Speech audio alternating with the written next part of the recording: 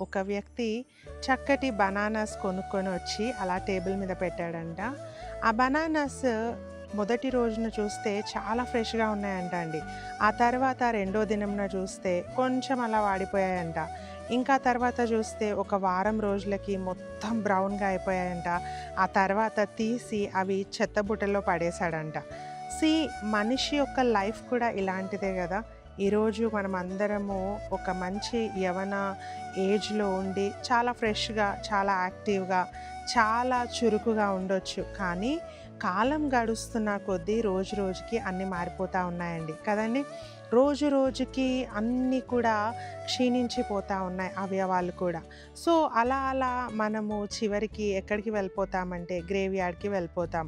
so, ప్రియ సహోదరి, సహోదరుడా వాక్యం చెప్తా ఉంది ఎఫెసీయులకు రాసిన పత్రిక 5:15 కాబట్టి మీరు సమయమును పోనీయక